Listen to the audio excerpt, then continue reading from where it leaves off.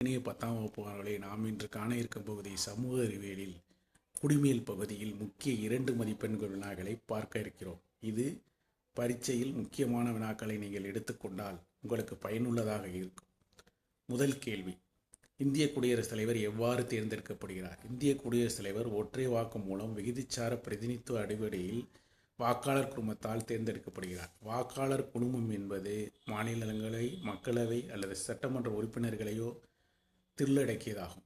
இரண்டாம் கேள்வி, மத்திய அரசின் பல்வேறுபட்ட துறைகள் யாவை? கேபினெட் அமைச்சர்கள், இராஜாங்க அமைச்சர்கள், இணையமைச்சர்கள். மூன்றாம் கேள்வி, உச்சநீதிமன்ற நீதிபதிக்கான தகுதிகள் யாவை? முதலில் அவர் ஒரு இந்திய குடிமகனாக இருத்தல் வேண்டும். உயர்நீதிமன்றத்தில் தலைமை நீதிபதியாக 5 ஆண்டுகள் பணியேற்றிருக்க வேண்டும்.